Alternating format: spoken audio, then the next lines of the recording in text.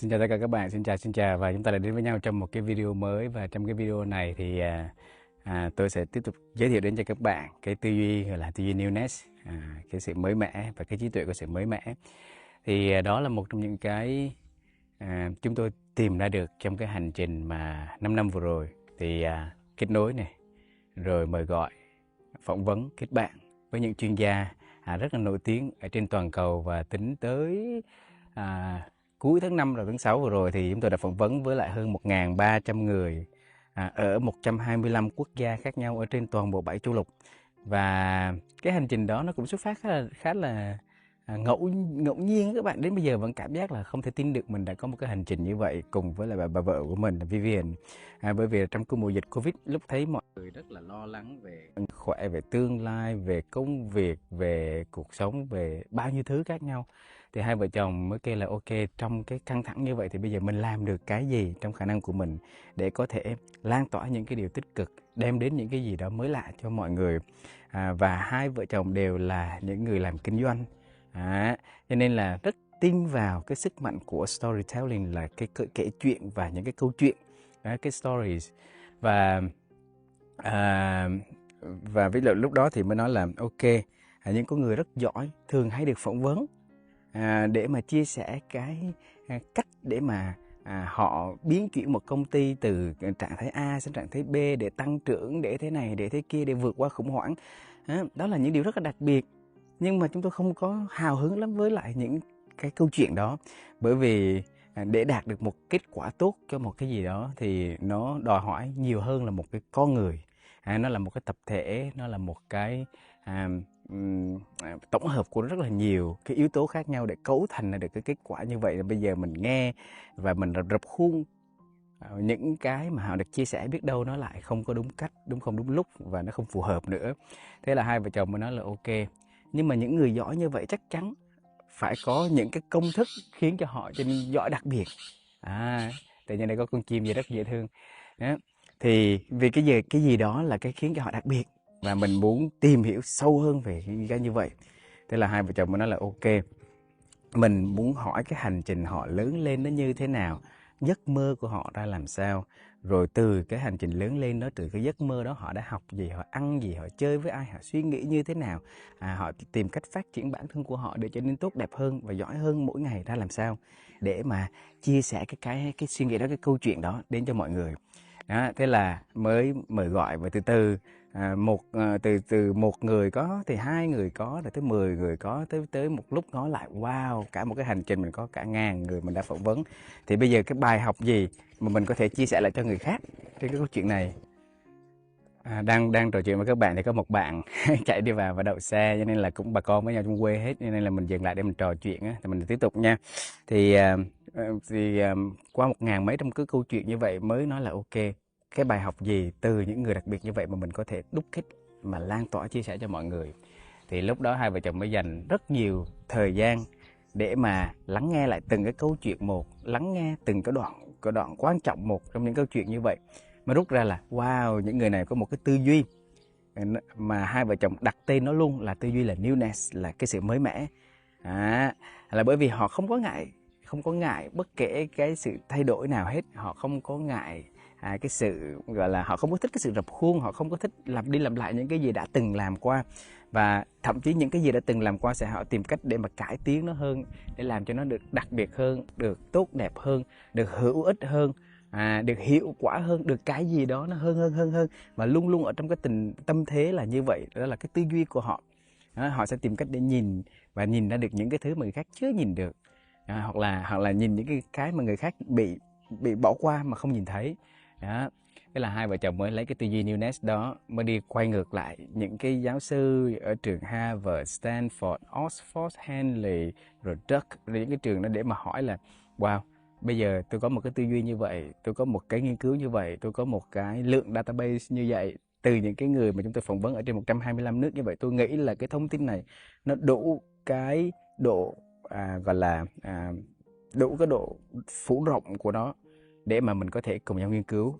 Thế là mọi người cũng hào hứng với lại cái tư duy Newness, và họ cũng chỉ cho tôi, cũng chỉ cho Vivian cái chỗ nào nó bị thiếu, cái chỗ nào nó mình sẽ nghiên cứu thêm. Rồi bắt đầu mới đưa ra được một cái framework, là một cái mô hình, nó có tên gọi cũng đúng cái chữ Newness luôn. Newness là mới mẻ đấy các bạn.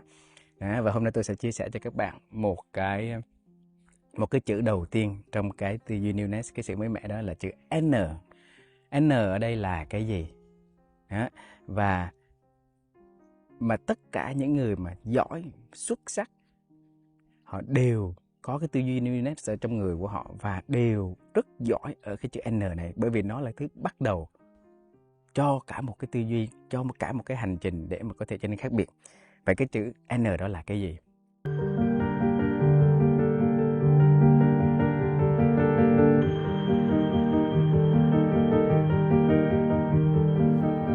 Ngày hôm qua tôi đi lên trên núi Sơn Trà với con của tôi.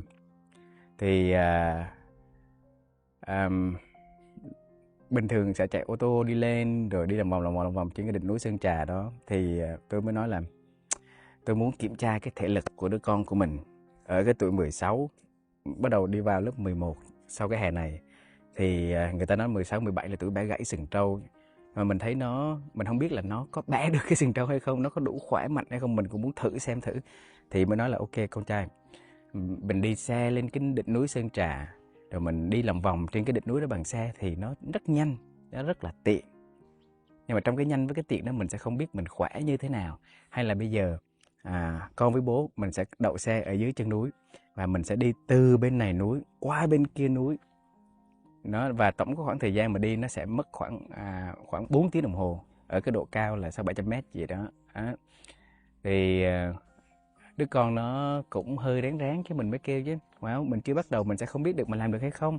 Nhưng mà nếu mình không làm thì mình chắc chắn mình sẽ là chả bao giờ mình biết được. Còn bây giờ mình thử làm mình mới có thể biết được là mình đi được tới đâu. Mệt thì mình nghỉ, mình quay về, rồi để đó là cái cột mốc để mà mình có thể biết được sức khỏe của mình đang ở đâu, để mà mình tiếp tục mình làm tiếp để mà có thể phấn đấu hơn. Đó, thế là lúc đầu ông cũng ráng, rồi tới cái buổi tối hôm trước ngày hôm qua thì mình cũng bắt đầu ráng cho nó. Tại vì cái đỉnh núi Sơn Trà này mình đi rất là nhiều lần rồi, nhưng mà bây giờ ráng cho nó vì không biết là nó có dám đi hay không, nó có sợ hay không, hay là nửa đường mà nó đột nhiên nó xỉu tới xỉu lui thì mình làm sao để mình có thể giúp cho nó trong cái trường hợp khẩn cấp như vậy. Thì đôi khi cái buổi tối hai bố con ngồi nói chuyện với nhau, thì mới hỏi là con thì theo con quyết định như thế nào. Cái nó kêu chứ sợ hãi là có, nhưng hào hứng là có. Mình bắt đầu đi bố, không phải hỏi nữa. Đó, những cái nói của nó tự nhiên mình cảm giác tự tin hơn. Ok, đi. Thì đi từ cái mặt này qua cái mặt kia của ngọn núi mất 4 tiếng đồng hồ như vậy. Thì cái lúc qua cái mặt kia của ngọn núi là cái resort Intercon á, thì mới đặt có một cái chiếc xe Grab đang đậu ở đó. Thì mới đặt chiếc Grab đó để đi vòng về lại cái mặt kia của núi, lấy xe ô tô đi về. Đó, thì là hoàn thành cái nhiệm vụ của mình, xong rồi hoàn thành cái mục tiêu mình đã đặt ra. Thì trên cái xe ô tô mà đi về đó có một cái anh Grabber á, anh tên là Tuấn. Anh Tuấn là người Hà Tĩnh mà đi vào Đà Nẵng sống cũng một thời gian dài rồi. Và khi mình lên xe thì mình thấy một cái anh bạn khá là thú vị, bởi vì là cái cách ảnh trò chuyện, cái cách ảnh kể về cuộc sống, ảnh kể về cái cuộc đời của ảnh. Bắt đầu ở Đà Nẵng từ con số 0, đi vào đây là bàn tay trắng, rồi làm đủ nghề để mà mưu sinh. Bây giờ cũng có nhà cửa, rồi cũng có tiệm tạp hóa, rồi cũng có nhà để cho thuê, và vẫn đi làm Grab. Thì hai người trên cái hành trình từ mặt này qua mặt kia của ngọn núi mới hỏi là wow, vậy thì nếu mà anh Tuấn ngó lại cái hành trình của anh Tuấn, thì cái điểm nào của anh Tuấn là anh Tuấn thấy là sức mạnh của mình để khiến cho anh trở nên khác biệt như vậy, khiến cho anh là từ đôi bàn tay trắng mà đi vào và bây giờ xây dựng được cái nhà cửa ở cái khu gọi là ở Đà Nẵng. Mà nếu mà nói cái khu đó là cái khu đường mặt phố, cũng không phải là rẻ tiền, cho nên là khả năng xây lên cái cơ nghiệp của đó chứng tỏ anh rất là giỏi. Cái anh ngồi anh cũng trầm cái anh kêu chứ anh đặt câu hỏi hay để em suy nghĩ lại. Cái anh suy nghĩ một chọc, cái anh mới quay lại anh nói chuyện với thằng cu con tôi và tôi, anh kêu chứ theo em á, em nghĩ đó là cái khả năng quan sát. Thì mình mới ngạc nhiên, mình hỏi là có nhiều cái lý do khác nhau, có thể anh nói về tài năng của mình, mối quan hệ của mình, anh chọn cái quan sát. Thì tại sao là anh chọn cái quan sát đó anh Tuấn? Thì anh mới nói là ví dụ như các bạn thấy không, ngày xưa tôi cũng làm trong cái mảng Grab, anh nói với lại con trai tôi á, cho nên á mình sẽ quan sát cái chỗ nào sẽ có khách, cái giờ nào sẽ có khách, mình sẽ quan sát những cái bạn đồng nghiệp của mình, họ than vãn cái gì, họ chia sẻ cái gì, và trong cái than vãn là giá xăng lên cao, khách khứa thì ít, rồi hãng nó sắp xếp ưu ái cho những cái xe điện hơn là xe xăng, rồi cái thằng xe Grab, xe điện xanh nó ra nhiều quá, thì bạn Grabber nào cũng than vãn hết.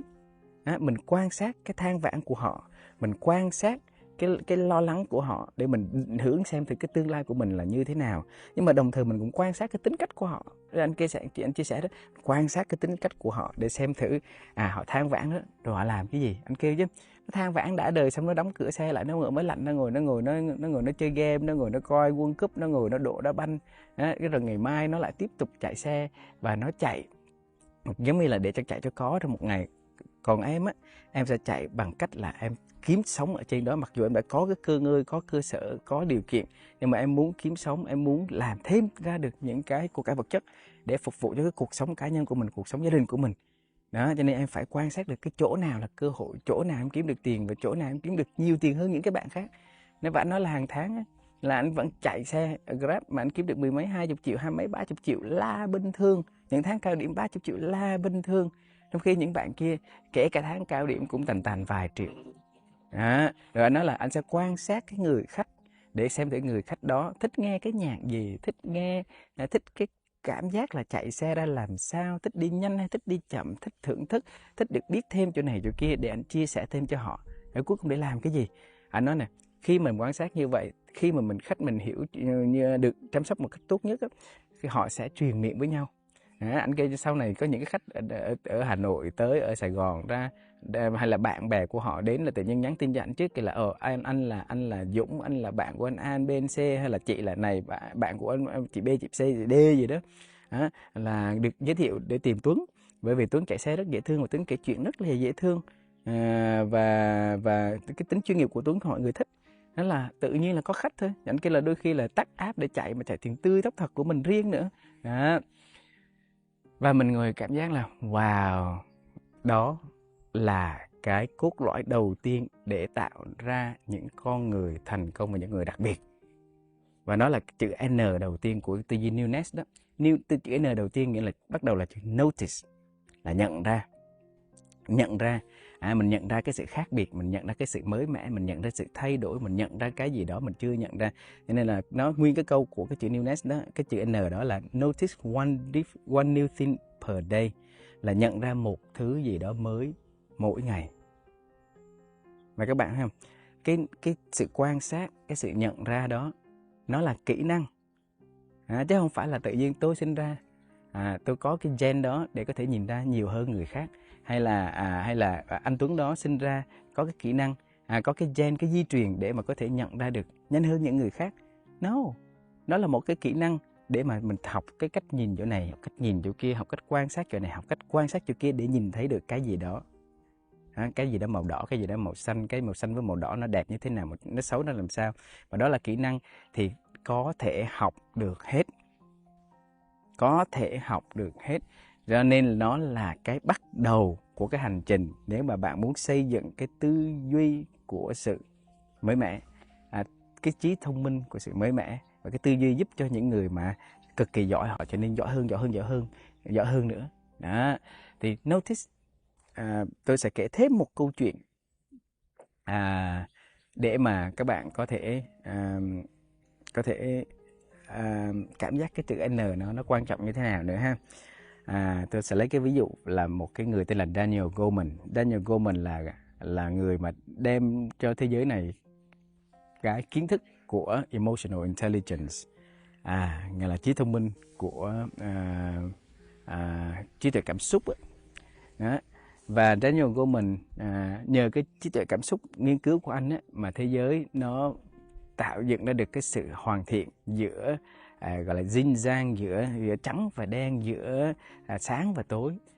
Là cái gì? Tại vì trước khi ông ra được cái trí tuệ cảm xúc thì cả thế giới này sẽ cân đo đong đếm cái sự thành công, rồi cái sự phát triển của bất kể ai đó dựa vào cái IQ, là trí tuệ của sự tính toán, cái sự thông minh bình thường. Đó, bởi vì nó đã có mặt hàng trăm năm rồi. Đó. Và người ta làm những cái bài toán khảo sát IQ để xem thằng này IQ 80, thằng này IQ 100, thì thằng 100 sẽ được ưu tiên về đầu tư, ưu tiên về hình ảnh, ưu tiên về chuyên môn, sẽ ưu tiên hơn, bởi vì người ta sẽ kêu là mày thằng có IQ cao hơn thì mày sẽ giỏi hơn, mày sẽ hiệu quả hơn, mày sẽ làm được việc hơn. Thì Daniel Goleman cũng là một người có IQ cao, nhưng mà ông đi vào trong cái trường Harvard ông học. Và khi ông vào trong cái trường Harvard, Daniel đi vào trong trường Harvard học, thì anh mới ngồi với giữa một cái lớp học rất là nhiều bạn giỏi về trí tuệ IQ. Và anh mới ngồi nói kêu chứ, ủa tao thấy là hầu hết những người học Harvard ra thành công thì có thành công, nhưng mà tại sao vẫn có người thất bại? Rồi tại sao có cái người không hạnh phúc?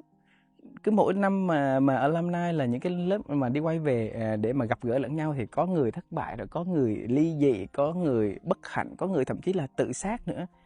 Đó, thì cái vấn đề nó nằm ở đâu? Tại sao họ là IQ, họ có IQ cao nhưng mà tại sao họ không thành công giống như mọi người vẫn nói? Thế là Daniel Goleman mới nói là ok, vậy thì sẽ có một cái gì đó thiếu. Bạn nhìn thấy không? Đó là cái khoảnh khắc mà anh nhận ra cái gì sự mới mẻ đó. Anh nhận ra là sẽ có một cái gì đó thiếu và IQ là không đủ. Và bởi vì anh nghĩ như vậy cho nên bắt đầu anh dành 10 năm kế tiếp anh đi tìm để mà ra được cái gọi là trí tuệ cảm xúc. Và 10 năm đó là anh sẽ nghiên cứu chỗ này một chút, tìm hiểu cái kia mới mẻ một chút, quay về những cái kiến thức cũ để tìm ra những góc nhìn mới, bưng ra thêm những cái khảo sát để mà chứng minh là cái sự tồn tại của trí tuệ IQ không đủ, mà nó cần phải có cái trí tuệ cảm xúc, cái EQ, Emotional Intelligence. Đó, cái trí tuệ cảm xúc đó sẽ giúp cho mọi người nhìn cái cuộc sống nó trọn vẹn hơn, nó tròn trịa hơn, đầy đủ hơn. Lúc đó mình sẽ hiểu mình hiểu cảm xúc của mình, nó ảnh hưởng tới mình như thế nào. Mình sẽ hiểu cảm xúc của mình ảnh hưởng tới người khác như thế nào. Mình hiểu về người khác, cái cảm xúc của họ sẽ ảnh hưởng ngược lại tới mình ra làm sao. Lúc đó mình sẽ gọi là hài hòa hơn trong một cái bức tranh lớn hơn.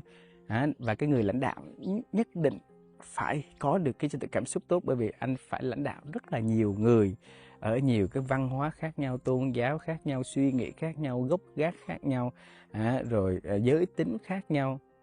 Cho nên là anh không thể chỉ áp dụng mỗi cái rập khuôn của anh không, mà anh phải hiểu được có rất nhiều cái khuôn khổ trên cái cuộc sống này, có rất nhiều cái luồng suy nghĩ, rất nhiều cái người khác nhau trên thế giới này, để mà từ đó mình hiểu cách để làm sao mình có thể là hài hòa nhất. Đó, cái hành trình của Daniel Goleman để nổi tiếng trên toàn cầu của anh, và chúng tôi có may mắn phỏng vấn ổng đó, thì ổng mới nói là bắt đầu mọi thứ bằng cái việc nhận ra, cái notice một cái thứ đó mới mẻ. Đó, cái hành trình của bạn nói, hành trình của tất cả những cái người mà giỏi trên cái cuộc đời này nó đều là như vậy. Hôm tôi nghe một cái podcast mà phỏng vấn cái tay vợt số 1 thế giới cũ là Djokovic. Đó, anh nói là ở cái tuổi 10 tuổi là anh nhận ra là anh phải rất là nghiêm túc về cái cuộc sống này, bởi vì tất cả mà gia đình của anh có tại thời điểm đó, ba anh gọi tất cả mọi người đi vào trong cái bữa ăn và nói là bây giờ chúng ta chỉ còn có $100 cho cả một cái gia đình 4-5 người để mà sống cho cái tháng này. Cho nên chúng ta phải thắt chặt chi tiêu, chúng ta phải làm sao để kiếm ra được tiền, chúng ta phải làm sao để mà vượt ra khỏi cái cảnh mà khó khăn này. Và lúc đó thì Djokovic mới nói là ảnh mới notice, là nhận ra đó, một cái sự mới mẻ là wow, cái cuộc sống này nó không có phải đơn giản, và ảnh cần phải làm những cái gì đó để mà đóng góp vào trong cái sự tồn tại của cái gia đình này, của gia đình của ảnh. Ảnh phải làm sao để mà có thể tạo dựng được cái giá trị, sao có thể giúp được ba, giúp được mẹ của mình, có thể giúp bằng cách là chăm em tốt hơn, có thể giúp bằng cách là đi làm thêm, bỏ bá bỏ đồ, nhưng mà phải làm cái gì đó, bởi vì cái gia đình này đang gặp cái khó khăn. Notice đó. Và cái sự nhận ra đó là cái bước khởi đầu đầu tiên cho một cái hành trình kế tiếp, là có những cái bước kế tiếp nữa, ok, để mà tạo ra được cái sự trí thông minh mới mẻ. Thì các bạn nhìn hầu hết của tất cả những người mà xung quanh chúng ta trong cái cuộc đời này á, sẽ vận hành bằng cái cơ chế là autopilot. Autopilot là cái cơ chế mà mặc định nó là như vậy. Chúng ta sẽ mặc định giờ dậy, chúng ta sẽ mặc định dậy thì sẽ làm gì, đánh răng rửa mặt rồi pha cà phê, uống cà phê. Chúng ta sẽ mặc định tới giờ thì ra khỏi nhà, mang áo vào rồi đi làm, lấy xe ra đi làm thì mặc định đi cái con đường tới chỗ làm gần nhất. Mà cũng không bao giờ đặt câu hỏi là tại sao mình lại đi cái con đường đó, tại sao mình không đi những cái con đường khác. Rồi tới chỗ làm, tới giờ nghỉ trưa thì mặc định sẽ đứng dậy để đi ăn trưa thì mặc định đi ăn với những người mà quen biết trong cái chỗ làm, những người mình thoải mái để mà trò chuyện cùng. Rồi ăn trưa cũng sẽ mặc định tới một vài cái chỗ từng ăn từ trước tới giờ. Rồi tới giờ ăn trưa về thì sẽ mặc định, có người thì sẽ mặc định nghỉ trưa. Tôi thấy là những người mà trải thảm ra để nằm ngủ dưới nền nhà, có người thì đi lòng vòng uống cà phê, có người đọc sách, có người mỗi người thì có sống theo gọi là autopilot, những cái gọi là cái mặc định như vậy đó. Rồi tối về hết giờ làm thì bắt đầu có người thì theo thói quen đi nhậu. Tôi một thời gian dài tôi cũng y chang như vậy, tới giờ làm ra là ai ơi người này người kia để mà đi làm chén 5 chén 7 gì đó. Rồi say mềm thì đi về nhà.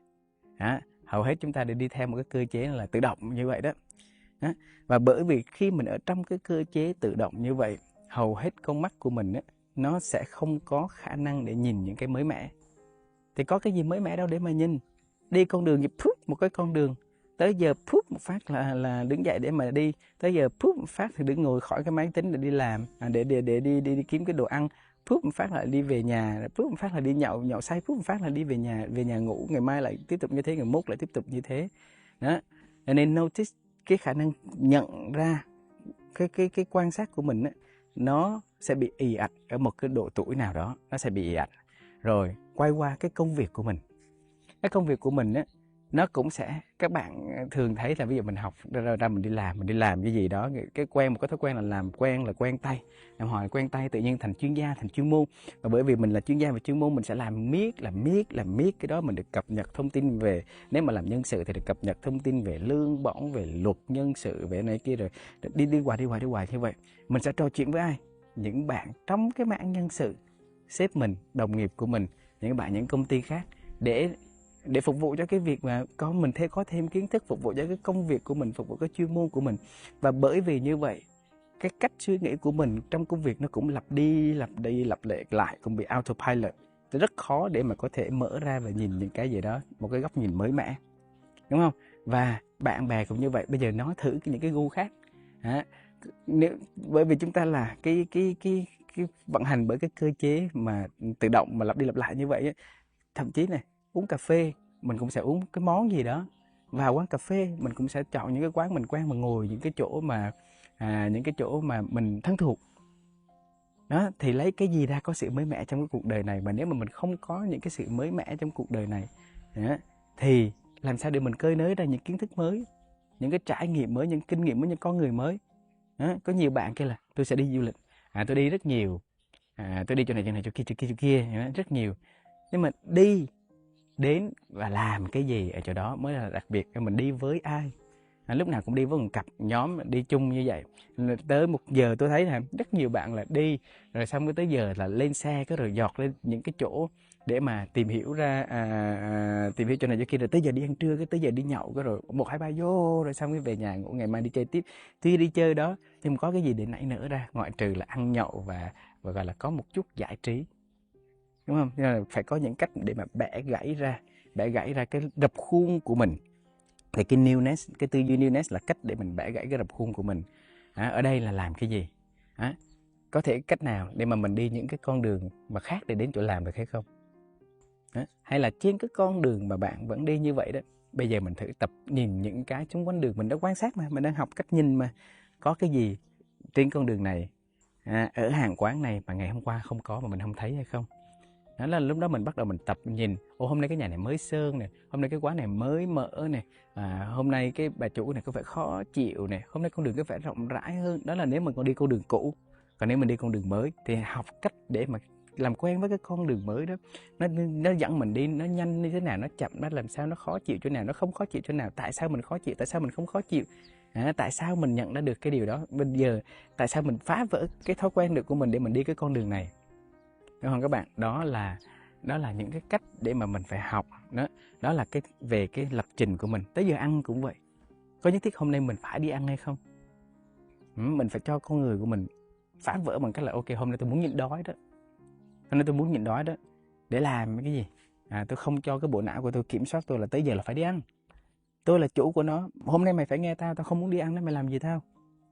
Hôm nay tôi ăn tại chỗ này, tôi ăn một tí thôi thì sao tôi không đi ăn bằng cách gì? Tôi sẽ đói đúng không? Mua cái bánh. Tôi không ra khỏi văn phòng, tôi ngồi mua cái bánh, tôi ngồi tôi ăn ở tại văn phòng.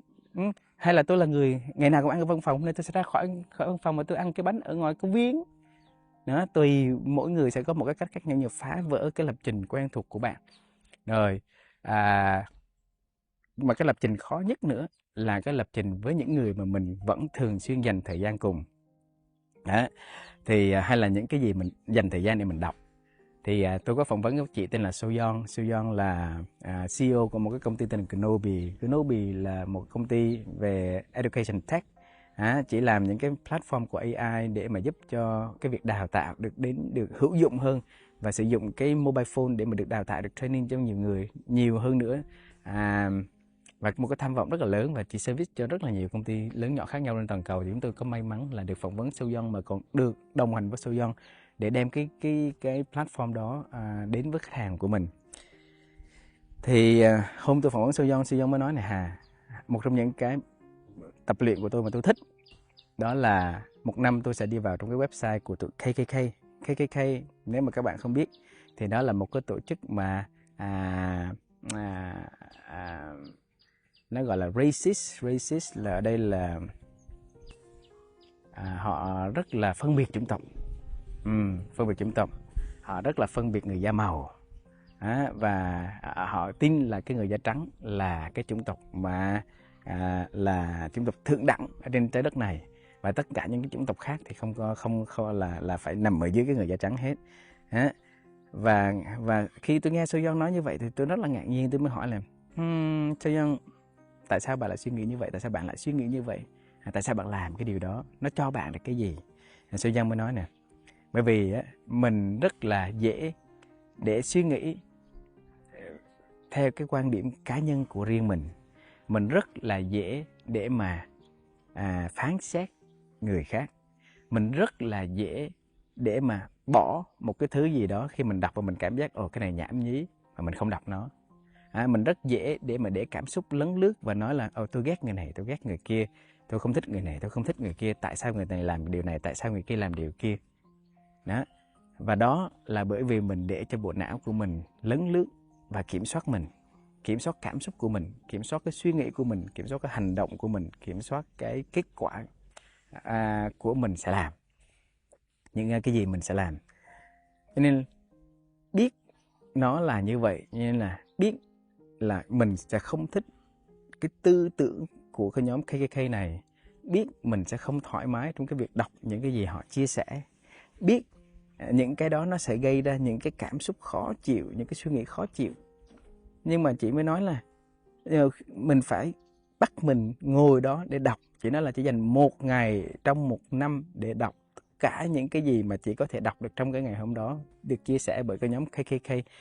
Xem những cái video được chia sẻ bởi cái nhóm KKK, và chị nói là nghe tới đâu nó khó chịu tới đó, nó rợn tới đó, nó bực bội tới đó, nhưng phải tập để quan sát, để biết được, nhận ra được những cái sự mới mẻ ở bên trong của mình, bên trong cái cảm xúc của mình, bên trong cái con người của mình, bên trong cái suy nghĩ của mình. Vì sao mình bực bội, mình khó chịu như vậy, mình bức bối như vậy, để mình có thể hiểu được những cái điểm khiếm khuyết của mình trong cái hành trình mình chăm sóc khách hàng, trong hành trình mình làm việc với các nhân viên, trong cái hành trình mình đi để mà lan tỏa những cái business của mình đến với nhiều người hơn nữa.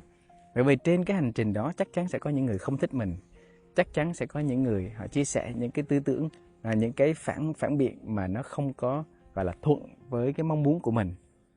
Và nếu như mà mình không có hiểu được cách để mà kiểm soát cái cảm xúc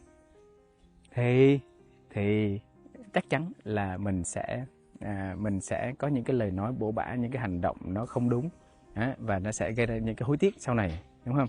Và một cái nữa là chị nói này, thậm chí là cái nhóm KKK họ là một cái nhóm được xây dựng ra đâu phải cũng đâu phải chỉ có những người mà tào lao bí đao đâu, trong đó vẫn có những người rất giỏi, trong đó vẫn có những người rất thành công. Thì một khi mình quan sát như vậy để mình xem thử tại sao người ta suy nghĩ như vậy, biết đâu trong cái cách người ta chia sẻ, cách người ta suy nghĩ, mình lại tìm ra được những cái điểm mới mẻ. Đấy, các bạn thấy không? Notice những cái điểm mới mẻ đó, nhận ra được những điểm mới mẻ để mình có thể suy nghĩ về lại cái hành trình của mình, cái gì mình chưa nhìn thấy. Bởi vì mình chỉ chơi với những người mình đừng chơi, mình đọc những cái gì mình chừng đọc, mình làm những cái gì mình vẫn làm từ trước tới giờ, thì mình chỉ có thể thấy được những cái như vậy thôi. Mình sẽ không thấy được những cái điểm mới mẻ, những cái gì khác mình không được nhìn thấy, cho nên bây giờ phải mở ra. Đó, các bạn thấy không? Cho nên để các bạn có được cái tư duy mới mẻ đó, các bạn phải thường xuyên luyện tập. Thường xuyên luyện tập. Và nó sẽ không đến một ngày một đêm cho các bạn. Cũng giống như các bạn tập chạy bộ vậy đó. Các bạn nào có thể lực nền tảng tốt, wow, ra chạy một phát, ok, thử chạy nguyên marathon, thử xem được hay không, chưa chắc đã được. Thử chạy thêm 100 cây số được hay không, chưa chắc đã được. Nhưng nếu bạn luyện tập chút, bạn có thể là một người chả bao giờ chạy từ trước tới giờ, nhưng nếu bạn luyện tập đúng, có thầy dạy đàng hoàng, có chế độ dinh dưỡng và có một cái sự nghiêm túc trong cái việc luyện tập của mình, thì bạn sẽ từ một đứa không biết chạy sẽ chạy được 1 cây, sẽ chạy được 3 cây, sẽ chạy được 5 cây, sẽ chạy được 10 cây, sẽ chạy được half marathon, sẽ chạy được full marathon. Phải có cái sự luyện tập như vậy thì cái khả năng notice, nhận ra, nó cũng y chang. Nó cũng y chang là mình phải tập luyện và phải cho nó thời gian. Phải có sự kiên nhẫn để cho nó thời gian cho nó chín mùi. Rồi, hôm nay là làm cái video để mà chia sẻ cho bạn và cái chữ đầu tiên trong cái tư duy newness đó. Hy vọng nó sẽ giúp cho các bạn cảm nhận ra được cái tầm quan trọng của cái tư duy này đến với cái hành trình phát triển của các bạn. Bởi vì chúng tôi đến với cái tư duy này không phải là một cái tư duy nó bá vơ bá vẩn, mà nó là cái kết quả một cái hành trình 5 năm trời để nghiên cứu, để làm, để phỏng vấn, để kết hợp với những con người rất là đặc biệt để ra được nó. Thì hy vọng là các bạn sẽ đón nhận nó. Những bạn nào mà muốn biết thêm về cái tư duy newness, các bạn có thể bỏ trong cái phần comment của cái video này. Các bạn muốn biết cái từ nào ở trong đó, cái từ newness còn 6 cái từ kế tiếp nữa, các bạn muốn biết cái từ nào, cái nội dung của nó là làm sao, cái tác dụng của nó là làm sao, thoải mái để mà email cho tôi, comment trên cái video này, và tôi sẽ làm những video tiếp để chia sẻ cho các bạn từng cái bước để bạn nhìn thấy được cái vòng tròn của newness nó lặp tới lặp lui nó như thế nào. Ok, bây giờ thì tôi xin phép tạm biệt các bạn và hẹn gặp lại ở những video kế tiếp nha. Bye bye.